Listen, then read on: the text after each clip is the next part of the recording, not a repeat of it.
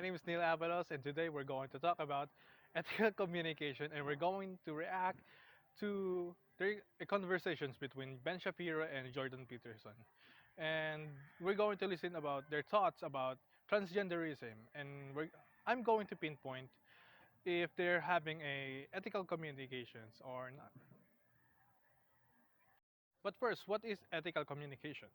Ethical communication refers to communicating in a manner that is clear, concise, truthful, and responsible. For example, respecting personal boundaries of others. Number two, a second example is avoiding interrupting when people speaking. And number three, making sure that everyone has time to speak. Okay, pause. Know the what communication ethic is. Now let's watch Ben Shapiro and Peterson sharing their thoughts about transgenderism. Disclaimer: I'm not I'm not into anti-transgenderism. I'm a type of person that believes that if you're happy on what you're doing, keep doing it as long as you're not doing any harm to other people. And I'm not going to watch the whole video just to make the video a little shorter. Now let's watch the video. This is why, I mean, it's funny because I think that, the issue that you started to become really politically prominent on, which is the Bill C-16 in Ontario and Canada, it's federal law. In Canada, the gender issue. Yeah. That's the issue where now the question that's constantly being asked, so why do you even care? Why do you even pay attention? And the answer is because... I was asked that earlier today. Oh, really? What did you say? I'm not letting the cat have my tongue. Yeah. It's like it has nothing to do with gender as far as I'm concerned, or that's peripheral in some sense. So the accusation, why do you care? Fair enough.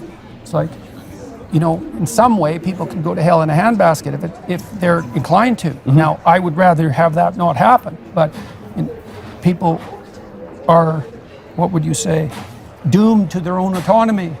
But I'm not saying words that other people want me to say. And the idea of compelled speech, it's like, the bill was this much about gender. Right. And it was this much about, right. Oh yeah, the government's going to tell me what to say, hey. But now they're regulating what therapists can say, therapy sessions. This is interesting because... In this clip, I really like when Ben Shapiro give Jordan Peterson gives him time to tell him what he wants to tell before he responds.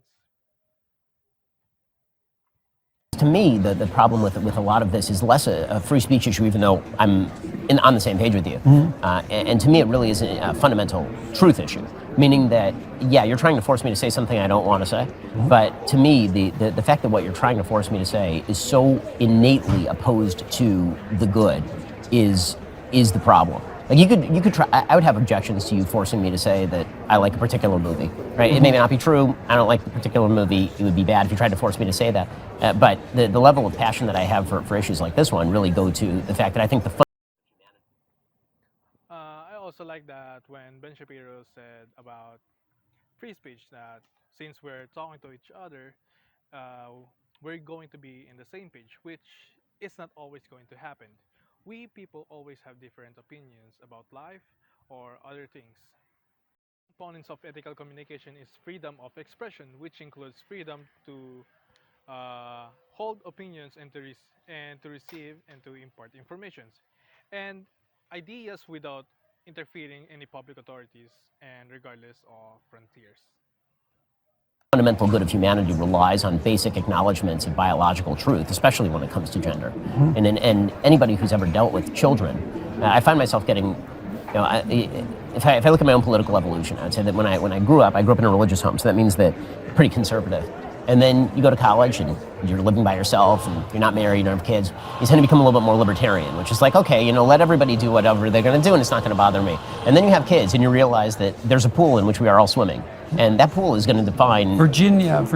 Exactly. Like my kid, it's going to determine how my kid lives. And I want my community to reflect some of my values because I don't want my kid to live in the toxic sludge that you are creating for my kid. I don't want you indoctrinating my kids in bullshit about whether yes, exactly. a boy can be a girl, or a girl people will say, well, I'll exceed, but not for my children. Yeah. And that's what Virginia demonstrated. It's like, you can come after me, but you come after my kids, and that's a whole different story. It's so fundamentally opposed to everything true, and the fact and that's the insistence. The insistence isn't that people be treated humanely or be treated decently. The insistence is that your vision of yourself be reflected by me in defiance of baseline reality and in order to redefine how society as a whole Well, works. a lot of it's murky thinking. You know, if someone asked me, do I believe that there are gender fluid people? I would say yes. And I would say a young man who's gender fluid, I know what he's like temperamentally. He's high in agreeableness. He's high in neuroticism. So he has a feminine temperament. He's more interested in people than things. And he's extremely high in openness. And so his temperament is fluid. He's creative, and so he's one thing one day and one thing the next. And his fundamental temperament is tilted towards the feminine.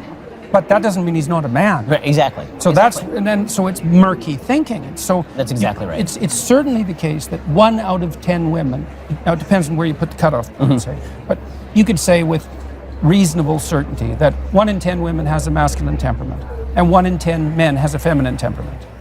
And so that's a lot of people. And those people, especially if they're also creative, well, they're kind of at a loss in relationship to what to do with their identity, because they're pulled.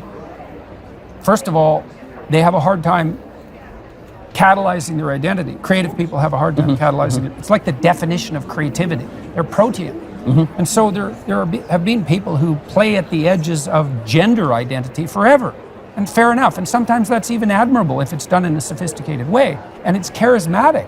So you see it in Mick Jagger, you see it in David Bowie, you see it in people like Madonna as well, because Madonna had a hard edge, that was very masculine. And all the Marvel superhero women have a hard masculine edge.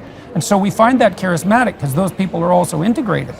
But the notion that there's such a thing as gender, that's not right. There's variability in personality and temperament.